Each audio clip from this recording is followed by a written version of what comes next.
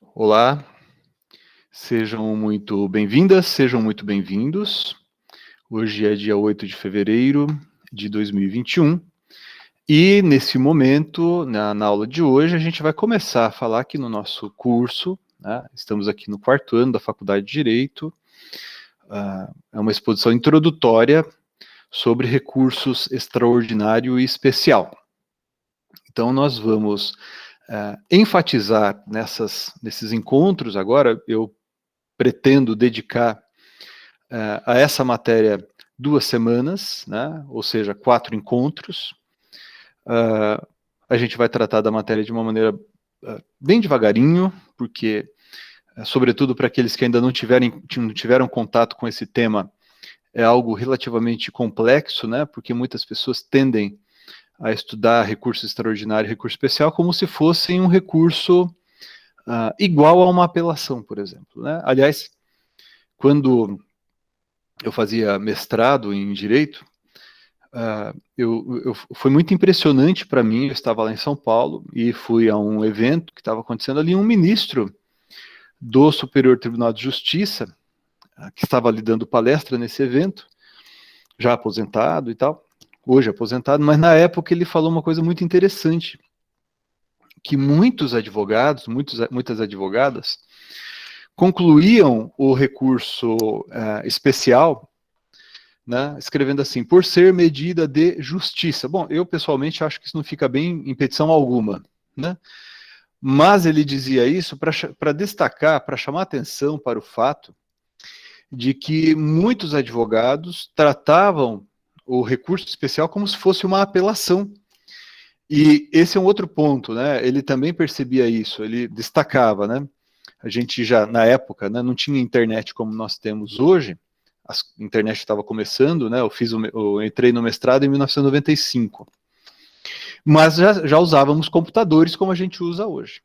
Então, ele também chamou atenção para isso, que na época era uma novidade, né? Os computadores também estavam começando, né? A gente começou a usar computadores com mais frequência, né?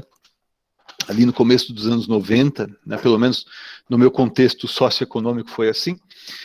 E ele falava isso, né? Dessa tendência de muita gente copiar e colar, que tem até hoje. Eu vejo isso como advogado no meu escritório. Eu dedico provavelmente ali mais da metade do meu tempo como advogado no nosso escritório a atuação nos tribunais superiores, né? Recurso extraordinário, recurso especial, atuação advogando como para amicus curiae, né? Em recursos repetitivos, em incidente de assunção de competência e tal. E aquela prática de copiar-colar que existia no começo dos anos 90, sobretudo ali a partir de 1995, 96, quando os computadores foram se popularizando mais, né? Existe até hoje, né? Esses dias atrás mesmo, um advogado nos procurou, advogado de uma empresa que trabalha dentro da empresa, nos procurou dizendo: olha, estou passando aqui uma causa para o escritório, para ver se o escritório tem interesse em advogar nessa ação, mas eu já fiz praticamente tudo aqui, já até protocolei o recurso especial, agora é só advogar, só acompanhar o processo no STJ, né? Aqui na presidência do tribunal local, era o Tribunal de Justiça de São Paulo, e no STJ. Daí a gente foi examinar as razões de recurso especial que, né, estavam ali colocadas nos autos. Era uma transcrição ipsis literis das razões de apelação, né? Era uma transcrição ipsis literis das razões de apelação. Então a gente percebe, pessoal, que muita gente ainda acredita, né, que o recurso extraordinário e o recurso especial são como o recurso de apelação. Claro, tem natureza recursal, certo? Como nós vimos, vocês se lembram, os recursos são uma espécie de meio de impugnação às decisões judiciais. No direito brasileiro, tal como está hoje em vigor, né, são recurso, né, salvo se aprovada aquela PEC, que muita gente chama PEC da prisão em segunda instância, né, que começou a tramitar já há algum tempo, mas teve um gás maior, vamos chamar assim, no ano passado, e agora o deputado Fábio Tradi assim também o presidente da comissão, agora não me falha a memória o nome do deputado, né? Eles estão ali querendo agitar novamente essa PEC, que muda a natureza dos recursos extraordinários especial, que hoje são recursos, como disse. Então, essa PEC extingue os recursos extraordinários especial e cria, né, as assim chamadas ações revisionais extraordinária e especial. Né? A gente não sabe se esse nome é um nome que vai ser mantido na PEC, mas extingue os recursos e cria essas ações que teriam finalidade similar à dos recursos. Mas hoje são recursos, né? Então, à luz do direito hoje em vigor, do direito constitucional, do direito processual, das regras jurídicas hoje em vigor, não há dúvida de que os recursos extraordinário especial são recursos. Mas não são recursos como o é a apelação, como o é o agravo de instrumento. Né? Isso me chamou muito a atenção quando eu comecei a estudar essa matéria, essa exposição, né, feita por aquele ministro naquela palestra. Veja, eu entrei, como eu estava dizendo para vocês, eu entrei no mestrado em 1995. E eu tinha acabado de me formar. Na verdade, eu fui aprovado no mestrado quando eu estava ainda no último ano de faculdade, né? Naquela época isso era possível, participar do processo seletivo ainda não formado. E daí eu fui sorteado na primeira disciplina que eu me matriculei, de Direito Processual Civil, da professora Tereza Arruda Alvim. Eu fui sorteado para o tema a natureza da decisão que extingue o processo de execução. Na época, era o artigo 795 do CPC de 1973. E olha só, eu fui muito mal na minha exposição. Né? Foi a primeira das exposições, uma das primeiras exposições daquela disciplina, fui muito mal mesmo. E eu acho até que foi a pior exposição que eu fiz na minha vida. Né? E a professora, né, foi até gentil comigo, né? Ela permitiu que eu fizesse uma outra exposição para suprir aquele déficit da minha primeira exposição, né? Eu acho que foi em março de 1995, que eu fui muito mal mesmo, né? Daí eu saí lá fora, né? O pessoal, assim, os colegas, alunos, né? Vieram tentar me estimular, me animar um pouco, que eu achava que eu ia reprovar na disciplina, né? E daí um dos colegas, que hoje é professor na PUC em São Paulo, inclusive, ele disse assim, Medina, Miguel, na verdade, né? Ele me chamava de Miguel. Miguel, veja, o Superior Tribunal de Justiça acabou de proferir uma decisão sobre os embargos de declaração pré-questionadores. Porque, vejam, antigamente prevalecia a ideia, né, na jurisprudência do Supremo, e isso repercutia no Superior Tribunal de Justiça, pelo menos no início, a ideia de que se a parte opusesse embargos de declaração contra um acórdão omisso sobre a questão, e essa omissão não fosse sanada, considerava-se suprida a omissão fictamente. É o chamado pré-questionamento ficto, né?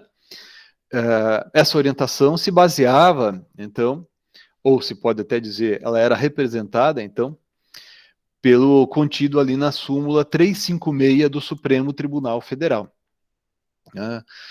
Então, interpretando-se esse enunciado 356 da súmula do Supremo Tribunal Federal, a jurisprudência, assim também a doutrina, era no sentido de que, havendo uma omissão sobre a questão, e se a parte opusesse os embargos de declaração, ainda que esses embargos de declaração não fossem admitidos ou fossem desprovidos, se consideraria suprida a omissão. Né? Daí, na verdade, você diria, poxa, mas o tema não foi examinado pelo tribunal local. Mas presumia-se, entre aspas, ou se considerava, entre aspas, né, como se tivesse sido examinada a questão. Logo, isso passou a ser chamado de pré-questionamento ficto, e o Superior Tribunal de Justiça seguiu, né, logo após a sua criação pela Constituição de 88, ele foi instalado em 89, mas ele seguiu, né, essa orientação firmada pelo Supremo Tribunal Federal em sua atuação. Né? Mas ao longo do tempo isso foi mudando, e essa mudança significativa aconteceu ali nos idos de 94 e 95, um julgado muito importante, proferido pelo STJ, relator na época, o ministro Eduardo Ribeiro, passou a entender que não, que se a parte opusesse os embargos de declaração, e o tribunal, por exemplo, o Tribunal de Justiça do Paraná, não examinasse o tema de direito federal, né, que estava em discussão ali na causa, não caberia recurso sobre aquele tema. Não caberia recurso especial sobre aquele tema, né? Isso é uma coisa muito interessante, porque isso foi uma guinada, foi uma orientação diferente, foi uma interpretação distinta, né, pelo Superior Tribunal de Justiça, diferente daquela que até então prevalecia na jurisprudência do Supremo Tribunal Federal e no próprio STJ. Então, doravante, né, a partir daquele momento, se começou a decidir de uma maneira diferente no STJ do que se decidia no Supremo. E isso, mais para frente, acabou gerando no Superior Tribunal de Justiça a súmula 211, né, do Superior Tribunal de Justiça. Então, veja, daí esse meu colega, ele disse, olha, por que você não faz uma exposição sobre esse tema, né? Eu disse, poxa, mas como eu vou ver essa decisão? Dele comentou, olha, eu mando essa decisão para você por fax, né? Não sei se vocês já viram isso, né? O que é um aparelho de fax, né? Hoje é muito menos empregado do que era antigamente, mas na época era o que tinha, né? E daí eu voltei para Maringá, eu sempre vivi aqui em Maringá, tive casa aqui em Maringá, e ele mandou para mim por fax a decisão do ministro Eduardo Ribeiro, relator, né? Acórdão do STJ, ministro Eduardo Ribeiro, e eu me preparei bastante para fazer uma apresentação sobre essa matéria, né? Daí lá na frente, numa das aulas da disciplina, eu fiz a exposição, eu me considerava reprovado, aliás, meus colegas achavam que eu estava reprovado na disciplina, porque a minha exposição tinha sido horrível, né? Mas aí eu fui me dedicando, estudei bastante, ia muito bem daí nos debates, respondi todos os questionários e participava bastante ativamente dos debates. E quando chegou o momento da minha exposição, eu falei sobre embargos de declaração pré-questionadores na época, né? A professora Tereza, né, ela comentou o seguinte, sobre o que você vai escrever na sua dissertação de mestrado? Eu falei assim, olha, professor, eu ainda não tenho tema, né? E nem orientador, né? Daí ela disse assim, olha, você vai escrever sobre esse tema e eu vou ser sua orientadora, né? E esse tema deu origem, portanto, à minha dissertação, esse meu, vamos chamar assim, fracasso inicial, né, naquela exposição sobre execução, né, a natureza da decisão que extingue o processo de execução. Foi um fracasso, foi uma exposição horrível, sem dúvida alguma. Mas isso me levou a falar sobre um outro tema, que eu acho até hoje que foi uma das melhores aulas que eu dei na vida, né, essa segunda, sobre embargo de declaração pré-questionadores, e isso acabou motivando a professora a ser a minha orientadora. E esse assunto, pessoal, se tornou, por fim, né, depois o meu primeiro livro. Deixa eu ver se eu acho aqui para mostrar para vocês. Foi o meu primeiro livro, que inclusive eu nem sei se ainda tem na editora Revista dos Tribunais, ou se está esgotado. Ah, tem, né? Foi publicado pela editora Revista dos Tribunais, e hoje está aqui deixa eu mostrar aqui para vocês. Hoje está aqui na 7ª edição, né? O título hoje é Pré-questionamento, repercussão geral da questão constitucional, relevância da questão federal. A primeira edição é de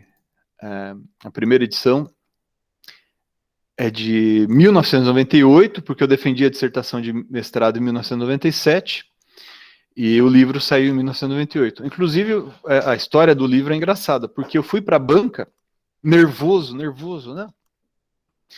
E a minha orientadora, a professora Tereza, e da banca participaram também o professor Nelson Neri Júnior, né? E o professor Shimura, Sérgio Shimura. E o professor Shimura, assim, rigorosíssimo, né? Ele é um doce de pessoa, mas sempre muito exigente, né? Ótimo professor.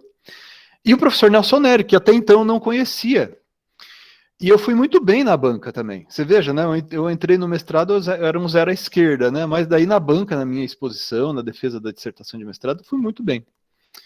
E o professor Nelson Neri, no final, ele falou assim: olha, vamos publicar esse seu trabalho, eu vou levar para a editora Revista dos Tribunais, se você concordar. Então, o professor Nelson Neri foi quem levou meu primeiro livro para publicar na editora Revista dos Tribunais, né? Desde aquela experiência, pessoal, eu costumo dizer o seguinte, que nós, professores, a gente pode ser uma maldição ou uma bênção na vida dos alunos, né? A gente tem sempre que prestar atenção no que a gente fala, porque às vezes algo que pode ser considerado irrelevante para mim ou para outro professor, mas para as alunas, os alunos que estão nos ouvindo, pode ser transformador, né? E essa atitude, veja, olha só esses eventos, né? O primeiro evento ali foi o meu fracasso sobre a matéria, era uma exposição sobre execução na aula na disciplina de recursos, que eu fui muito mal. E daí depois isso acabou me levando para esse tema que gerou meu primeiro livro, né? A minha dissertação de mestrado virou meu primeiro livro. O professor Nelson Neri levou para publicação, eu sou muito grato a ele até hoje por isso também. E daí a professora, daí abriram vaga para o doutorado, né? E eu, na época, quando você ia muito bem na banca de mestrado, você já ganhava os créditos, ou seja, as disciplinas para o doutorado. E eu consegui 100% dos créditos. Ou seja, eu ia para o doutorado sem precisar fazer matérias novas, né? E eu ganhei os créditos. E a professora Tereza falou assim: olha, eu vou te orientar no doutorado também. Sobre o que você quer falar no doutorado? Daí eu falei para ela o seguinte: eu quero falar sobre aquele tema que eu fui mal na primeira exposição, né? Ou seja, aquela exposição que eu fui um zero à esquerda, que quase me reprovou no mestrado. Se eu tivesse reprovado, talvez eu nem estaria aqui falando com vocês hoje, né? Mas aquele tema foi o tema da minha tese de doutorado, que também depois virou livro. Hoje está esgotado esse aqui já. Eu vou colocar aqui para vocês na tela para você. Opa, tá ruim aqui. Posso fazer propaganda porque está esgotado mesmo, né?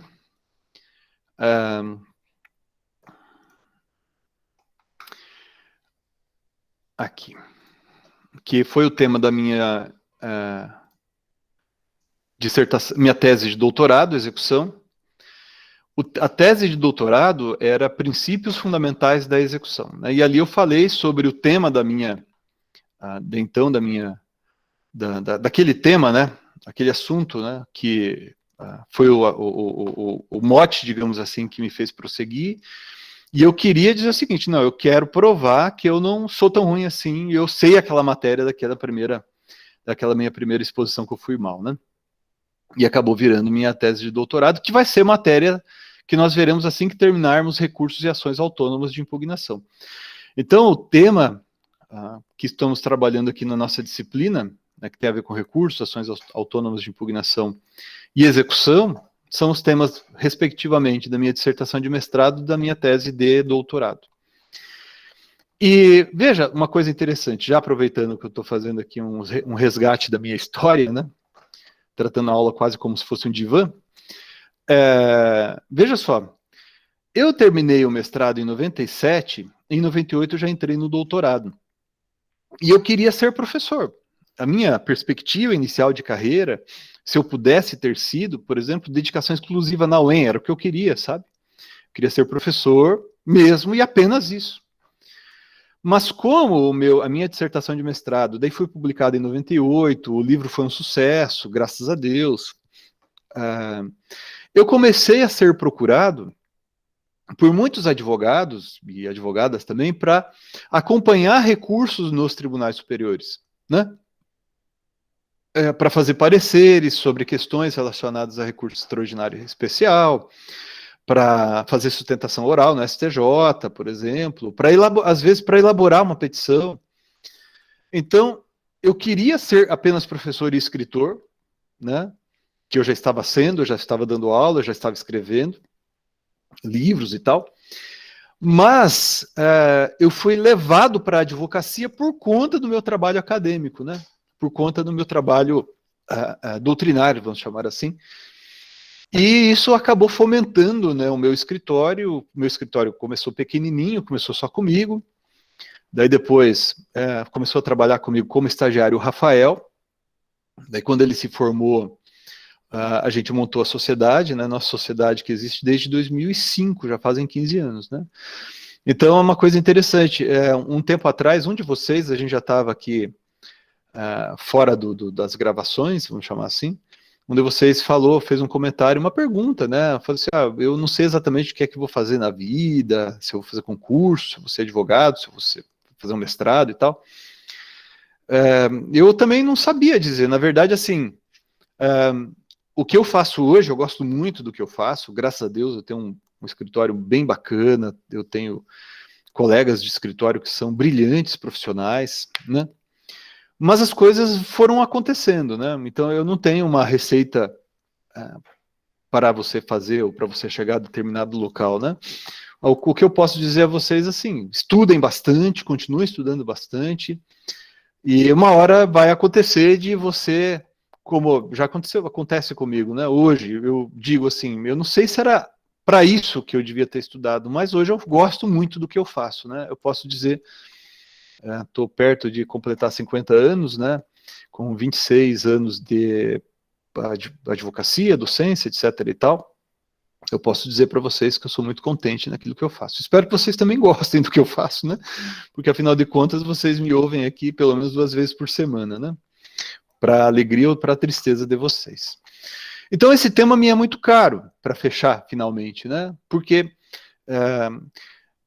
recurso extraordinário e recurso especial foram o meu primeiro desafio acadêmico no meu mestrado, foram tema da minha dissertação de mestrado, foram esses dois assuntos, né, e tudo que diz respeito a recurso extraordinário e especial, foi aquilo que fez com que a minha advocacia florescesse. Meu primeiro parecer foi sobre recurso especial, né, e a minha advocacia girou em torno disso no começo, e até hoje gira muito em torno disso, né. Então é um assunto de que gosto muito, e eu posso dizer a vocês com absoluta segurança, né, não me considero velho, mas eu posso dizer que eu já tenho alguma experiência nessa matéria, porque 25 anos advogando com recurso extraordinário especial. Eu posso dizer a vocês com relativa segurança que a grande dificuldade que advogadas e advogados têm com recurso extraordinário especial é ainda tratar esses recursos como se fossem um recurso igual à apelação. É inegável que se trata de recurso, né?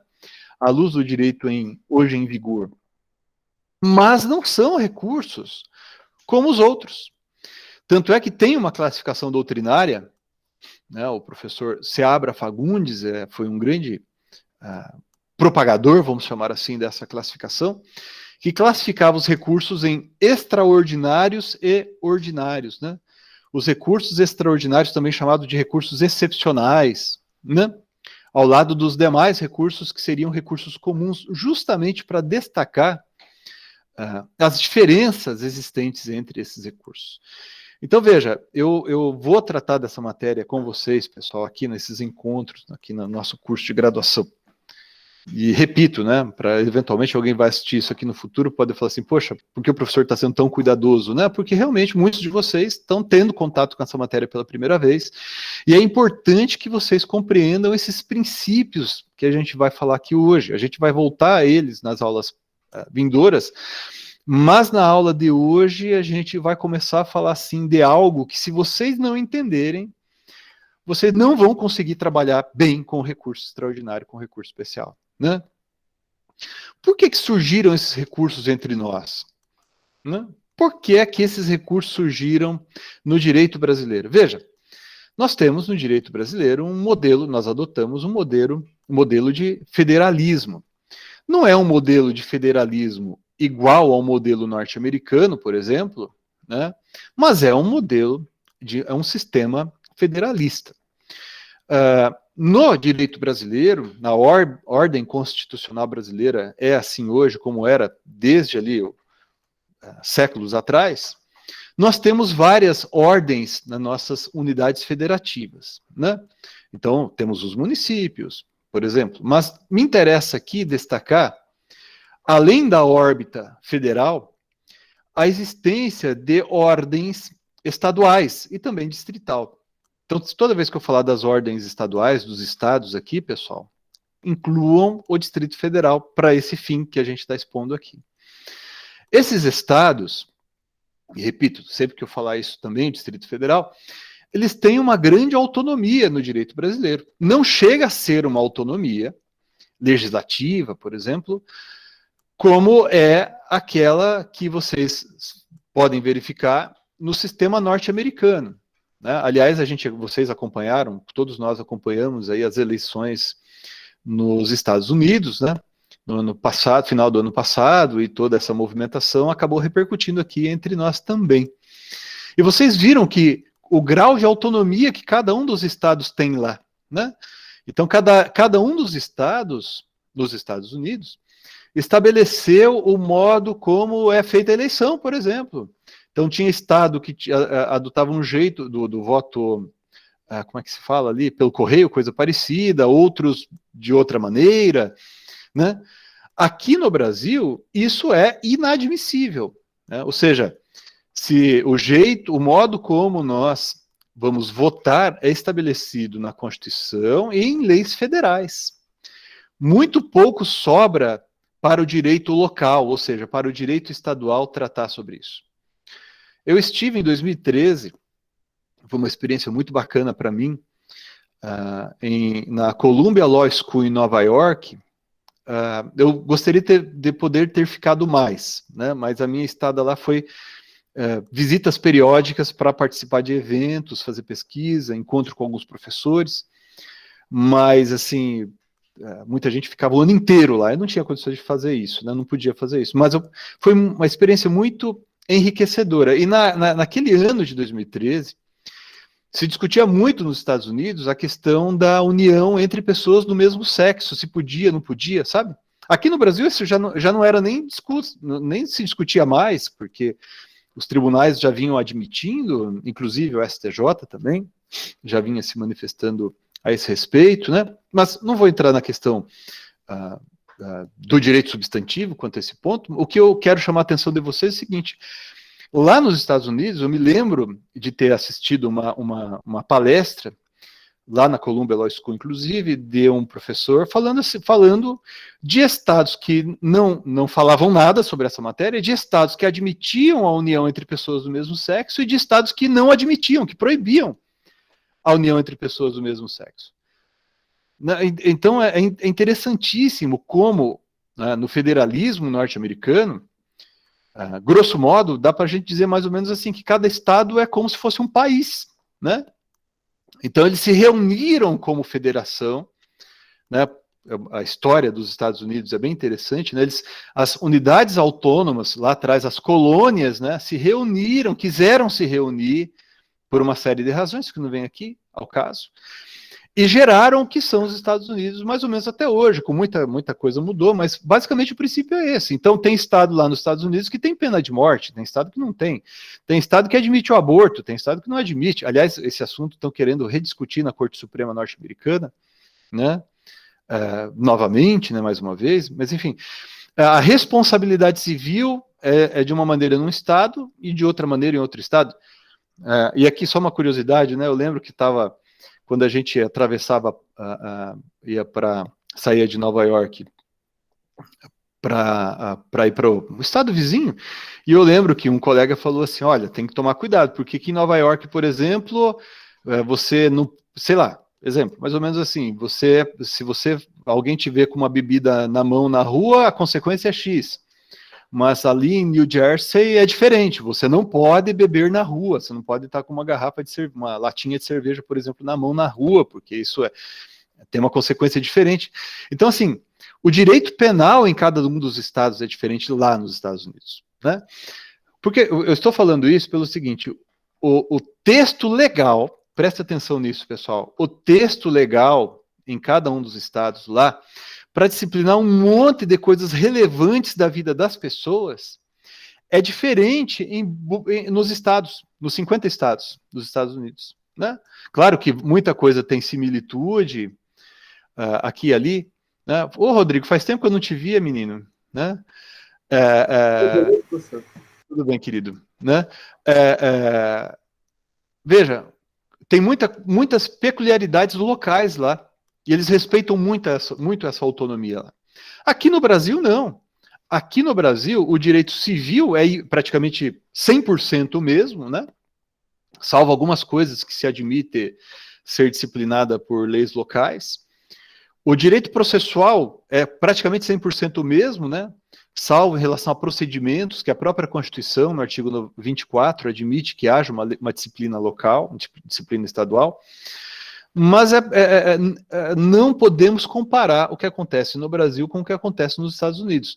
Aqui no Brasil, o direito federal ocupa um espaço muito mais relevante do que em outros países que também adotam o modelo federalista, né? O federalismo. Agora, notem, essa uniformidade do texto legal federal não significa dizer, pessoal, que a norma jurídica seja a mesma. Presta atenção aqui comigo. O que é a norma jurídica? Veja, o que é a norma jurídica? É errado, e isso vai ser muito importante vocês entenderem isso, para a gente tratar aqui de recurso extraordinário especial. É errado dizer que a norma federal ou a norma constitucional federal é a mesma no Brasil inteiro. A norma não é necessariamente a mesma no Brasil inteiro. O texto legal é o mesmo. Então, se você, de repente, abre ali o Código Civil e lê um determinado dispositivo do Código Civil e diz assim, olha, aqui está escrito isso. O texto legal é o mesmo no Brasil inteiro. Você abre ali o artigo 1015, para ficar numa matéria que nós estudamos, né? Você abre o artigo 1015 do Código de Processo Civil. Daí você abre a Lei 11.101 de 2005, Lei de Recuperação Judicial e Falências. Daí você diz, olha, o texto legal, essas leis federais, né, o texto legal aqui, que eu estou lendo, é o mesmo no Brasil inteiro, mas a norma é a mesma. Exemplo, no meu escritório a gente deve ter hoje, entre 200 e 300 processos de recuperação judicial. Né? A gente tem advogados que cuidam só desses processos. Né? Hoje, salvo engano, 6 ou 7 advogados no meu escritório se dedicam quase que 100% do tempo a processo de recuperação judicial de empresas. Né? No Tribunal de Justiça de Santa Catarina, outros também, mas a gente teve muitos problemas aqui nesse tribunal, eles não admitiam agravo de instrumento contra decisões interlocutórias proferidas ao longo do processo de recuperação judicial. Né? O Paraná admitia, São Paulo também, praticamente todos os estados do Brasil não admitiam, mas Santa Catarina não, e outros estados também, mas eu chamo a atenção para Santa Catarina porque eu tive um monte de processos lá em que isso aconteceu. Veja, o texto legal não é o mesmo? Sim, o texto legal é o mesmo. Mas a norma jurídica não era a mesma. Por quê? Porque a norma jurídica, pessoal, é o texto normativo interpretado e aplicado aos casos concretos, aos casos, para resolver problemas.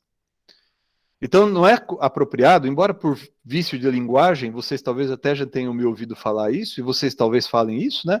Quando a gente lê um artigo de lei, a gente fala assim, a norma diz isso. Na verdade, a norma não diz nada. Aquele texto não é a norma ainda. Aquele texto não é a norma ainda. Quando você lê aquele texto do Código Civil, do Código de Processo Civil, daí você pensa num problema, e você pensa na solução que vai ser gerada para resolver determinado dilema, aí você chegou à norma jurídica. E notem, embora os estados tenham uma autonomia legislativa bem curta, entre aspas, se a gente compara o modelo brasileiro com o modelo norte-americano, sobretudo, os estados têm autonomia muito grande para disciplinar o seu próprio poder judiciário.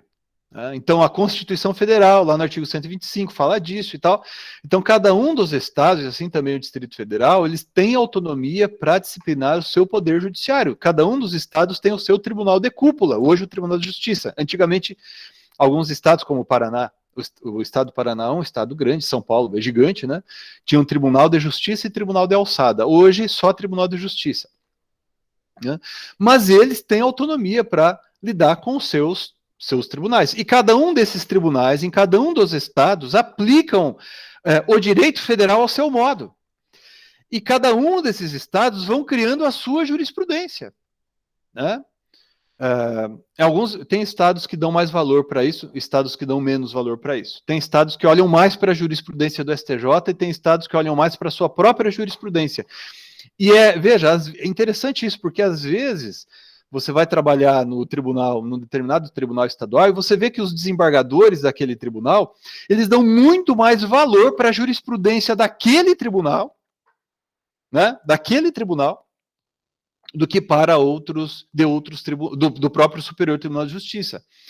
Abrindo um parêntese aqui, eu acho que eu mostrei para vocês lá atrás, eu lembro de uma palestra, salvo engano, era uma live, e um ministro do STJ reclamando dos habeas corpus que vinham do Tribunal de Justiça de São Paulo.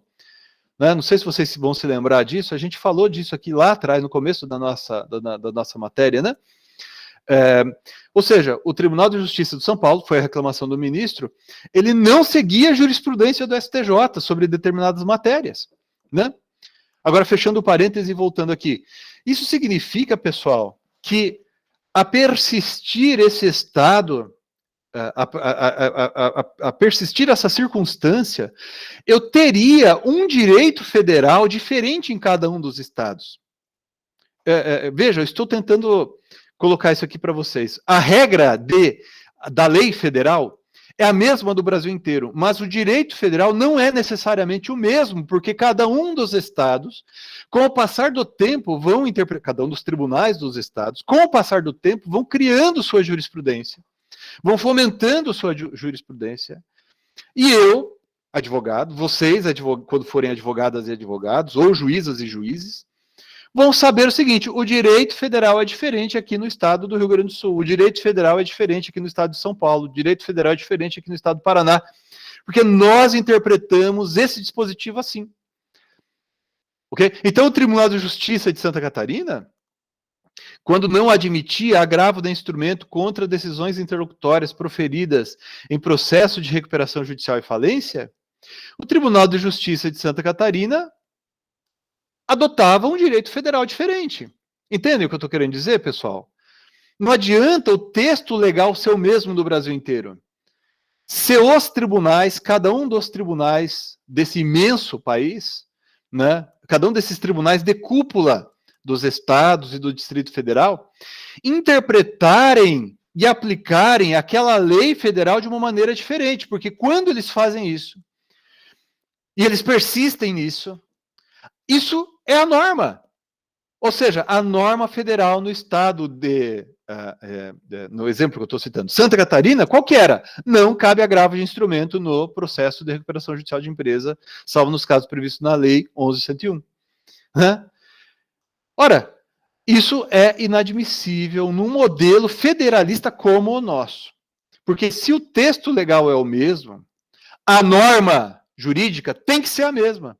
O que é a norma jurídica? É aquele texto interpretado e aplicado.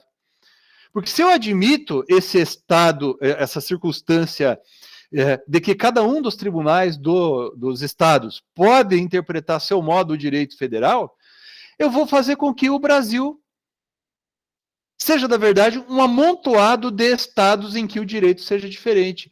Eu vou permitir que cada estado tenha o seu direito diferente. Então, se eu admito, sei lá, o artigo 206 do Código Civil, que fala lá dos prazos de prescrição, se no estado do Paraná cada um daqueles incisos for interpretado de uma maneira diferente do que o Tribunal de Justiça de São Paulo interpreta, e assim também outros tribunais do Brasil interpretam, na prática eu terei um direito diferente no estado do Paraná. Então, por que eu estou falando tudo isso, pessoal? E vocês, por favor, entendam isso. Porque muita gente não entende isso. Para evitar que esse tipo de coisa ocorresse, é que foi criado no direito brasileiro o recurso que nós chamamos hoje de recurso extraordinário. Lá atrás, no final do século XIX, né? Depois eu passo as datas certinho aqui para vocês, não vão fixar em datas, né? O modelo federalista brasileiro, os estudiosos da época, né, eles perceberam isso, falaram assim, olha, o nosso país está se separando, né? Está se desunindo, né? Está havendo uma desunião entre as entidades federativas na medida em que o direito federal em cada um dos estados está sendo diferente. E a gente tem que mudar isso. E daí eles criaram o recurso que tinha por finalidade uniformizar a jurisprudência sobre o direito federal, para não admitir que o direito federal fosse diferente em cada um dos estados. Essa função que lá atrás só havia Supremo e só havia recurso extraordinário. Não havia o que há hoje, recurso especial, Superior Tribunal de Justiça. Mas lá atrás, isso foi o que levou à criação do que hoje nós chamamos de recurso extraordinário. Essa função, chamemos assim, pessoal, hoje, né, está referida na Constituição Federal, eu vou colocar aqui na tela para vocês, para o recurso especial. Vejam aqui, pessoal, o artigo 105 da Constituição, inciso 3º, a linha C. Então, vejam. Então, artigo 105, né, compete ao Superior Tribunal de Justiça, inciso 3º, julgar em recurso extraordinário as causas decididas em única ou última instância, pelos tribunais regionais federais e pelos tribunais dos estados, do Distrito Federal e territórios, quando a decisão é recorrida. Da inciso, a linha C, der à lei federal interpretação divergente da que lhe haja atribuído outro tribunal. Então, olha só, pessoal, que importante isso, que interessante isso. O antigo recurso extraordinário, e hoje isso está aqui previsto na Constituição Federal para o recurso especial, ele foi concebido originariamente para evitar a propagação de interpretações dissonantes acerca da mesma regra de direito federal lato sensu naquela época, né? Seja constitucional, seja de lei federal. Estão entendendo isso? Percebam, uma vez entendendo isso, a gente entende boa parte do trabalho desempenhado, da atividade desempenhada pelos tribunais superiores, ou pelo menos daquela que deve ser a atividade desempenhada pelos tribunais superiores, e isso vai influenciar o modo como eu advogo. Isso vai influenciar o modo como vocês, quando forem juízes, julgam. Ou juízes, julgam. Né? Porque notem, se é a finalidade do STJ, exemplo, uniformizar a inteligência da lei federal. O que significa uniformizar a inteligência? Significar o modo como ela é entendida, né? Inteligência nesse sentido. É evidente, pessoal, que tem que haver uma questão de direito federal em discussão na decisão. Então, volta e meia, o pessoal fala assim, você pesquisa aí na internet, você vai ser... Tem até muita gente que faz piada disso. A súmula 7 é o terror dos advogados. Súmula 7 do STJ é o terror dos advogados. Né? Depois vocês façam uma pesquisa aí, para vocês verem como o pessoal fala disso. Muita gente fala assim, como superar a súmula 7?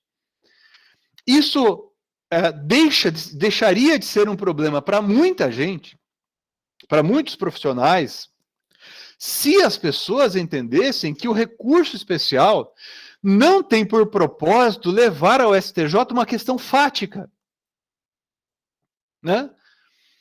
Não é a função do Superior Tribunal de Justiça fazer, aspas, justiça do caso concreto. A ação de investigação de paternidade não foi corretamente decidida, o pedido de paternidade não foi corretamente decidido à luz das provas produzidas. O juiz não deu bola para a prova testemunhal do Zé da Silva, lá, da testemunha Zé da Silva, por exemplo. Mas é função do Superior Tribunal de Justiça dizer se o acórdão do Tribunal de Justiça do Mato Grosso interpretou corretamente as provas? Não. A função do Superior Tribunal de Justiça é uniformizar a inteligência do direito federal. Então é evidente que tem que estar em discussão ali, naquele caso, naquele acórdão, um dispositivo de lei federal. Como ele tem que ser entendido, como ele tem que ser interpretado.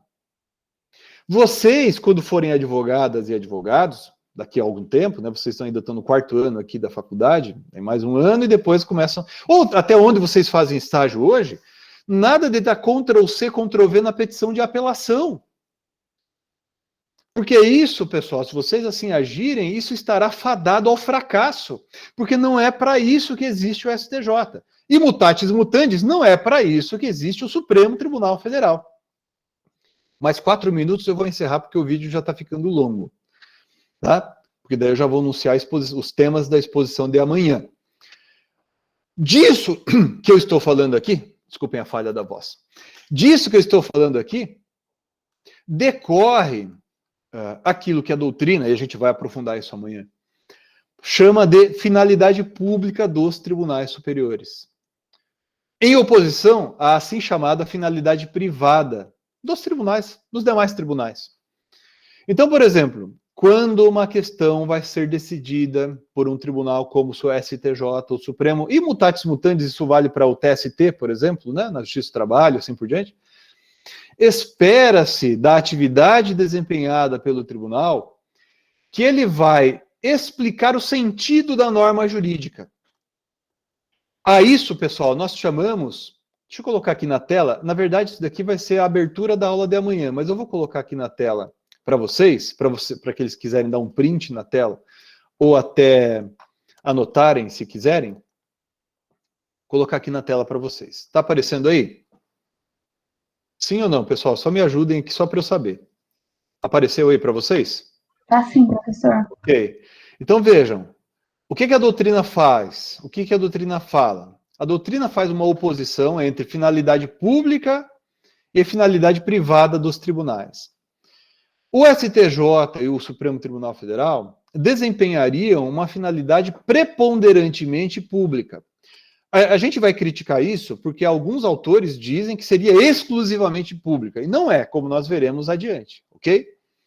Enquanto os demais tribunais desempenhariam uma função, para alguns, exclusivamente privada, para mim, preponderantemente privada. Não exclusivamente, a gente vai explicar os porquês disso. Mas essa finalidade dos tribunais superiores tem a ver com as funções desempenhadas pelos tribunais superiores quando julgam esses dois recursos.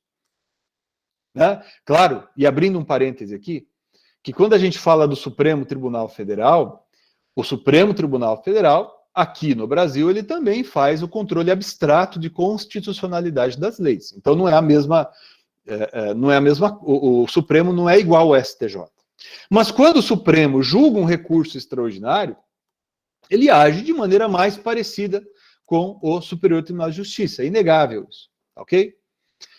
Então, vejam, as funções dos tribunais superiores, e agora eu vou encerrar, são nomofilática.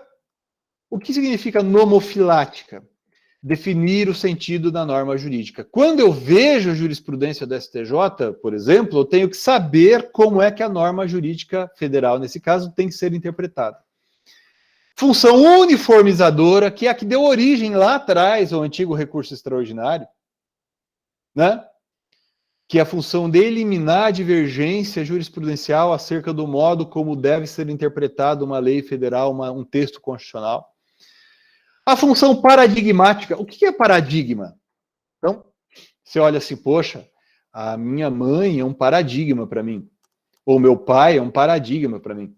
Ou essa pessoa, esse profissional é um paradigma para mim. Ou seja, aquilo que eu quero imitar, aquilo que serve para mim de exemplo.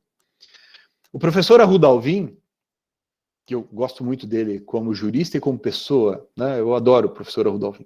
O professor Arruda Alvim, ele diz uma coisa num texto dele, agora eu não sei onde está, mas eu cito esse texto dele num dos meus livros, pelo menos um deles eu cito. Ele fala assim, que quando os tribunais superiores decidem, eles atuam como faróis. Né? Não na perspectiva que alguns ministros falam, né, de iluminar o futuro, não é isso. É que quando eu vejo a jurisprudência da STJ, eu tenho que saber com alguma segurança, algum grau de segurança, como é que uma regra deve ser interpretada. Faróis, diz o professor Arruda Alvim. Aí, então, a função paradigmática. Né? Então, por isso que a gente fala que os tribunais superiores são tribunais de precedentes. Né? Eu concordo com esse modo de pensar, mas eu não sigo totalmente esse modo de pensar, porque alguns autores dizem que eles seriam tribunais exclusivamente de precedentes, e não é assim, né? E outros tribunais também desempenham essa função, a gente vai falar disso adiante. E por derradeiro, a função diquelógica, né? A expressão diquelógica, bem simples, bem rápido, para a gente encerrar aqui a gravação, que já deve estar passando dos 50 minutos, tem a ver, aí sim, com a ideia de justiça do caso concreto. Mas que, e nós falaremos disso insistentemente, é desempenhada pelos tribunais superiores como última etapa do julgamento do mérito do recurso extraordinário e do recurso especial. Nós já falamos disso lá atrás, e nós falaremos disso aqui mais uma vez, nessa nossa exposição. Pessoal, se não entenderam, ouçam de novo, assistam de novo esse vídeo. A gente vai voltar na próxima aula a essa matéria, pelo menos mais 3 aulas sobre essa matéria, ok? Eu vou interromper a gravação aqui, mas vamos prosseguir tratando desse tema, tá bom? Muito obrigado pela atenção de todos vocês. Vamos interromper a gravação aqui e a gente prossegue na sequência, né, com dúvidas que vocês eventualmente tiverem, tá ok? Vamos lá. Um abraço, até a próxima.